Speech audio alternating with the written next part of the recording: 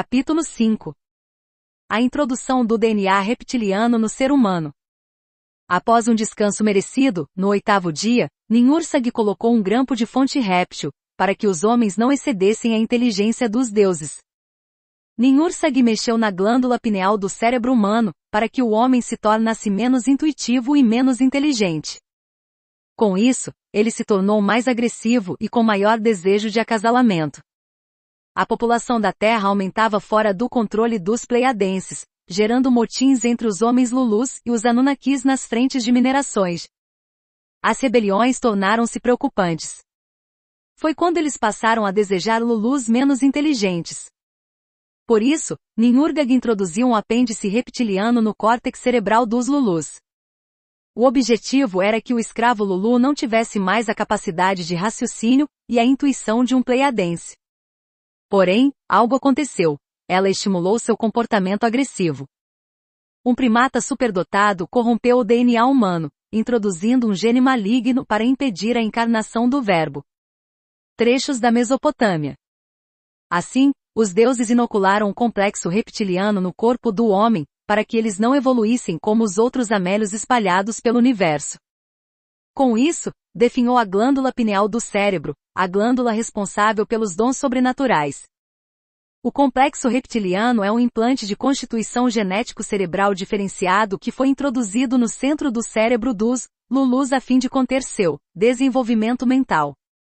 Dessa forma, desde o útero materno, o feto já possui o complexo R, ou complexo reptiliano no cérebro, que constitui a parte mais primitiva de sua massa cinzenta. Essa parte réptil passou a fazer parte do cérebro humano, e é responsável por todos os instintos humanos, como agressão, defesa, competição e acasalamento. É o responsável por comportamentos agressivos, compulsivos, ritualísticos e de senso de posse territorial do homem. Esse apêndice reptiliano é encontrado em todos os animais de sangue frio como os répteis. Do ponto de vista social, o complexo R é o cérebro dos instintos, da capacidade de segmento fácil de grandes movimentos fanáticos de massa, como movimentos religiosos, políticos e outros. Faz com que o homem seja facilmente sugestionado por símbolos e crenças. Ninhursag mudou a estrutura do DNA dos homens Lulus, trabalhando com a regressão temporária de 12 para 2 hélices de DNA. Ela desconectou as 10 fitas do sistema endócrino, paralisando parcialmente a produção das glândulas pineal, pituitária e do hipotálamo, a fim de se atrofiarem. Além de desatar as fitas de DNA, a geneticista colocou implantes dos répteis nos corpos dos homens, a fim de impedir que as fitas se reagrupassem. Com a implantação desse complexo réptil no cérebro humano, houve o atrofiamento da glândula pineal. Trata-se de uma pequena glândula endócrina localizada perto do centro do cérebro, entre os 2 hemisférios cerebrais. Essa parte cerebral é responsável pela manutenção do funcionamento vegetativo do organismo, ou seja, por todas as atitudes que fazemos de forma automática como hábitos. O estímulo dessa parte do cérebro faz com que o homem possua distúrbios de interpretação, dando origem à paranoia ou distúrbios psicóticos, aumentando o estímulo instintivo, de defesa pessoal contínua e agressividade. Quando estamos tomados pela raiva, nossa parte réptil cerebral anula a parte racional de nosso cérebro, dando vazão às emoções primitivas. Dessa forma, se ele se tornar inoperante, ele próprio faz com que o homem busque a autodestruição. Todos os assuntos sociais são, no fim, dependentes do cérebro réptil do homem. David Icke. Ao longo dos séculos, a glândula pineal se atrofiou tanto a ponto de se tornar uma estrutura cinza, avermelhada do tamanho de uma ervilha. Ela se calcificou a ponto de ser visível por raio-x todavia. Alguns seres humanos teriam de deter o poder de uso dessas glândulas, pois a lei universal é que todas as raças tenham o direito de permanecer no curso da evolução espiritual. Os que ficaram isentos do grampo reptiliano são os homens considerados paranormais. Em um de seus livros, Zecharia Sitchin comenta as similaridades entre o cérebro de um réptil e um cérebro humano. A verdade é que no centro do cérebro repousa nossa porção réptil, o complexo reptiliano. As leis cósmicas fundamentais fiscalizam a criação da vida em todas as dimensões, planetas e formas. Toda raça faz parte da inteligência matriz universal, tendo o direito de evoluir sem a manipulação e a interação de seres de outros planetas. A punição pela infringência da lei cósmica pode ter sido o motivo pelo qual os pleiadenses foram expulsos da Terra. Nas últimas décadas, raças presentes na Terra continuam mexendo na glândula pineal do homem, a fim de que ela produza cada vez menos seu hormônio, a melatonina. Figura 20. Glândula pineal. A deficiência no organismo desse hormônio tem sido responsável pelo mal do século, a depressão. Segundo René Descartes, a glândula pineal é a moradia da alma. Que mistério há nessa glândula? Ora, não vendo senão uma única coisa com os dois olhos, não ouvindo senão o mesmo som com os dois ouvidos, e enfim, não tendo nunca senão um pensamento ao mesmo tempo, é absolutamente necessário que as impressões que nos chegam pelos olhos, ouvidos e se unam em alguma parte do corpo para ser aí consideradas pela alma. Ora, não podemos encontrar nenhuma outra nessas condições, em toda a cabeça, senão a glândula pineal, a mais adequada para esse fim, isto é, no meio, entre todas as concavidades, sustentada e cercada por pequenas ramificações das carótidas, que trazem os espíritos ao cérebro. René Descartes. Tratado das paixões da alma, mesmo com as mudanças genéticas nos Lulus terráqueos, as desavenças entre os Anunnakis e Lulus não cessaram. Os seres humanos passaram a se reproduzir com rapidez e ser cada vez mais violentos e gananciosos. A divisão de territórios aumentou a rivalidade entre eles, o desvio nas linhagens de sangue, ou seja, os casamentos entre seres das famílias de linhagens diferentes e inimigas entre elas, deu início a um conflito sangrento que durou 1000 anos. Assim começou um período conturbado, provocado pela discórdia dos deuses e o aumento acentuado da chegada de outras raças na Terra. Também houve o aumento de migração de híbridos para locais opostos, dando início a uma miscigenação de raças. Capítulo 6. A Suméria. O tempo é a mensuração que o homem até hoje não foi capaz de manipular. Mexer no tempo excede a inteligência humana. Só esse fato deixa o homem em uma escala evolutiva no tamanho do pó do mundo. Todavia, os pleiadenses foram capazes não só de mexer no tempo, mas criar fórmulas para mensurá-lo. Enuma Elila Nabu Shamamu, quando nas alturas o céu ainda não receberá um nome. Epopeia da Criação. Com a vinda dos pleiadenses para a Terra, as vibrações do planeta passaram a ser mais densas.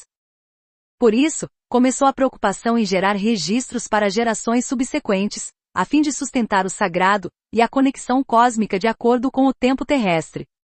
Esse é um dos motivos por que não existem registros anteriores a essa época. Então, eles traçaram um calendário embasado nos 12 meses lunares. De início eles contavam com a linha equatorial como o caminho das estrelas de Anu, com os tropicais que caracterizaram o caminho de Enli, Câncer, e Enki, Capricórnio. Esse mapeamento gerou o calendário gregoriano, que na versão atualizada é utilizado nos dias de hoje. Após o planejamento temporal da Terra, os pleiadenses deram início na Mesopotâmia, a mais surpreendente civilização de todos os tempos. O primeiro assentamento de terra foi composto pelos 600 Anunnakis, pelos terráqueos que já se reproduziam pelo método de fecundação, pelos semideuses filhos de terráqueas e deuses e pela realeza pleiadense. Dessa forma, a população suméria começou a crescer com rapidez. Os sumérios construíram grandiosas edificações, estabeleceram complexas organizações sociais e administrativas, códigos de leis para justiça e moralidade, literatura, vários contos épicos, dança e música. Todos os assentamentos eram presididos com 2 jurisdições sagradas e uma divindade, contando com a construção complexa de um zigurate e um sacerdócio para governar por meio do Código de Justiça e da Moralidade. A primeira cidade da Suméria recebeu o nome de Nippur, que significa umbigo do mundo, e possuía jurisdição sagrada a uma divindade, o regente Anu. O comando do centro de controle da missão ficou a cargo de Enlil. Esse centro de comando recebeu o nome de Dura, e fazia a conexão entre Nibiru, a base intermediária e a Terra. Ainda hoje existe no local a plataforma de pedra, e o corredor de aterrissagem entre Nippur e Sipar. O ponto focal é a característica topográfica mais visível do Oriente Médio, os picos gêmeos do Monte de Arara, e as pirâmides de Gizé. Existem referências sobre a existência de uma base espacial intermediária no espaço citada em um selo cilíndrico de 4.500 anos, que se encontra no Museu Hermitage, em São Petersburgo, na Rússia. A hipótese da existência dessa base foi reforçada pela sonda orbital da NASA Mars Reconnaissance Orbiter, no final de julho de 2010, quando encontraram em Marte pedras contendo um mineral que na Terra só se forma a partir de seres fossilizados. O subproduto desse fóssil é o carbonato de cálcio, que consiste em restos de ossos e carapaças de animais e tem um forte indício de vida. Essas pedras que foram localizadas na região Nili Fossae de Marte, foram comparadas aos fósseis que existem na Austrália. Figura 21. Escultura suméria do Instituto Oriental da Universidade de Chicago. A mesma técnica utilizada com luz infravermelha foi utilizada, constatando que o material mineral das rochas de Marte é semelhante ao encontrado na Austrália. A conclusão referente a essas rochas é a maior prova arqueológica que nossos descendentes extraterrestres também habitaram Marte. Anu fez mais 7 assentamentos de terras e as dividiu entre os filhos e seus netos. A região desses assentamentos recebeu o nome de I.Jin, originando o termo Jardim do Éden, o berço da raça humana. Enlil foi o responsável pelo desenvolvimento das casas zodiacais, as constelações, cuja descoberta foi por engano, alegada ao astrônomo grego Hiparco. A parte administrativa e religiosa da cidade de Nippur ficou por conta de Enki. Mais tarde, Enki preferiu viver na cidade de Eridu, no templo de Abisu, que significa Casa das Águas Cósmicas, e se localizava na beira de um pântano.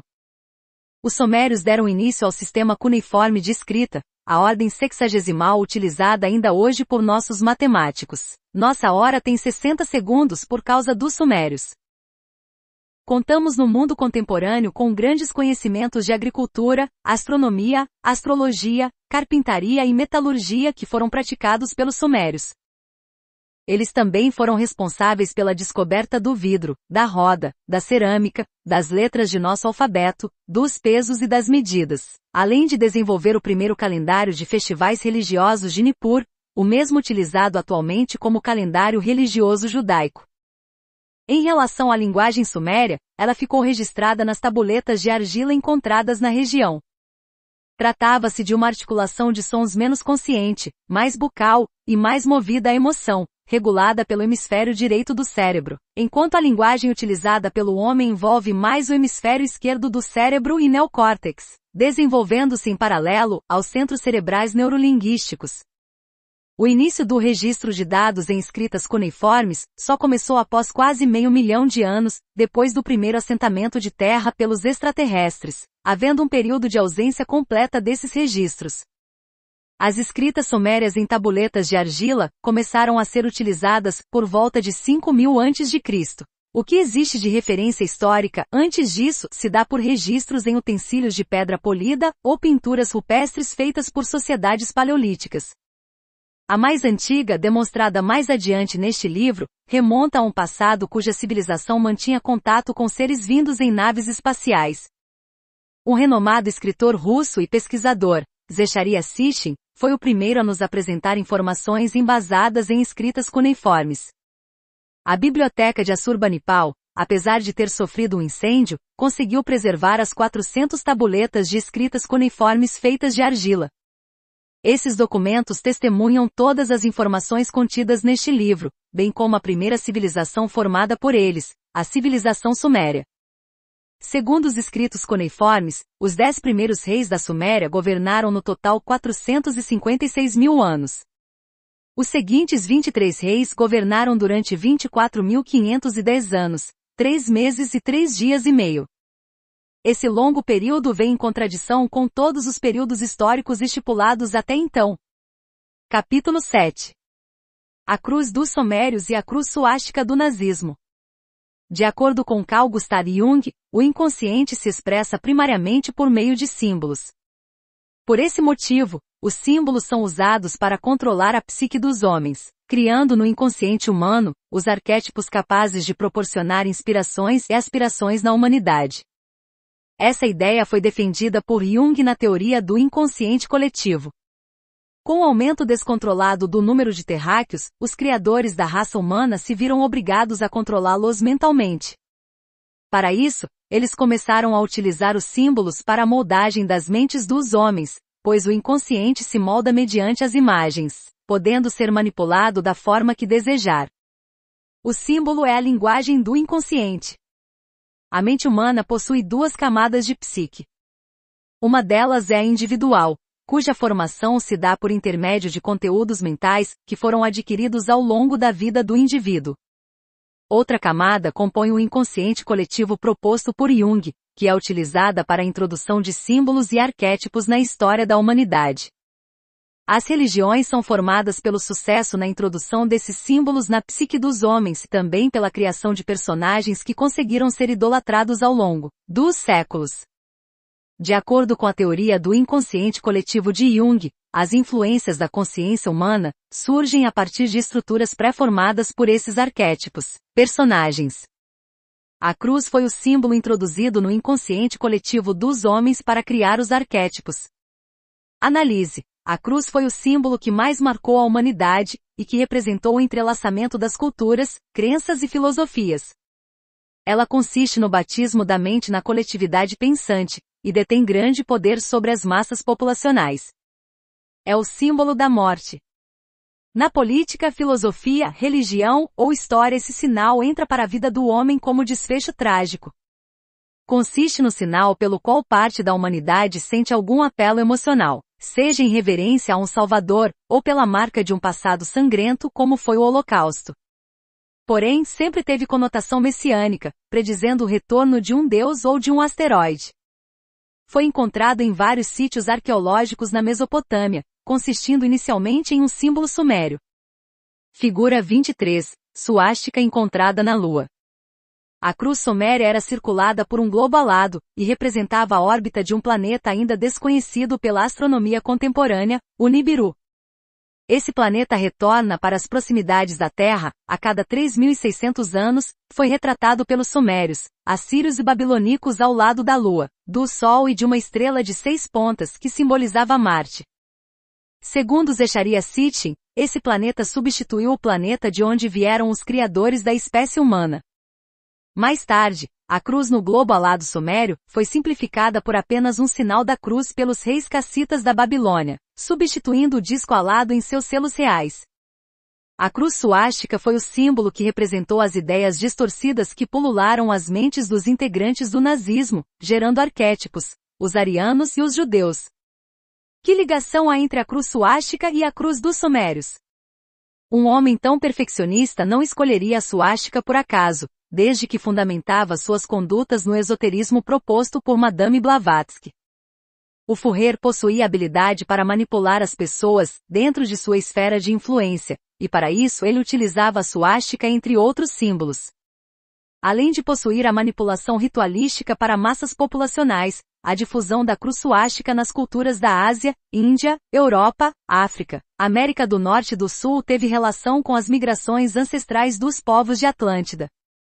A suástica foi o símbolo de nacionalismo alemão, e foi utilizada também em quase todas as culturas antigas e primitivas do mundo, celtas, hindus, germânicos, nas catacumbas cristãs na Bretanha, Irlanda, na Ásia Central, e em toda a América pré-colombiana. Sem dúvida, é um símbolo forte e absoluto, com reconhecimento instantâneo principalmente se tratando dos horrores do nazismo. O símbolo nazista foi dedicado ao Deus do Sol, o emblema do fogo divino, a energia criadora do mundo, e a chave para o ciclo da vida. O Sol negro é um símbolo em forma de roda de sol com 12 raios, contendo 3 suásticas inversas. A suástica representa a condição cósmica de contínuo movimento, estabelecendo uma íntima ligação com o Sol. A família prussiana já utilizava a suástica em seu brasão de armas. Foi o símbolo nórdico denominado a Cruz do Sol. Figura 24, símbolo sumério, cruz no globo alado. Sabemos que Adolf Hitler tinha conhecimentos ocultistas profundos, que até hoje não foram revelados. Ele era um ferrenho conhecedor de magia, e conseguia deter grande poder sobre as massas. A escolha da cruz suástica pelo Fourier foi sugerida por Adolf Joseph Lanz, por ser um protótipo perfeito e simbólico da raça ariana. Porém, a posição da suástica foi invertida, representando o elemento terra, Malkuth na Cabala, que possui o valor 666, o número da besta. Hitler ingressou na sociedade Thule, que tinha rituais de adoração que se assemelhavam aos rituais de adoração de Ra, Marduk, o deus do sol, adorado pela civilização egípcia. A saudação feita pelos nazistas era idêntica à feita pelos antigos egípcios no culto a Marduk.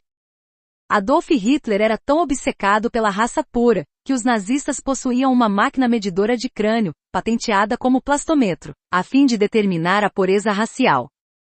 Sabe-se que a pureza de raças foi cultuada desde as primeiras linhagens da chegada dos pleiadenses na Terra.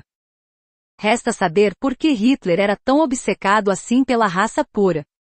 Segundo Madame Blavatsky, a ocultista que influenciou Hitler, a raça ariana veio de um planeta chamado Aldebaran, na constelação de Touro, a cerca de 65.000 anos-luz de distância, e foram eles os criadores da espécie humana.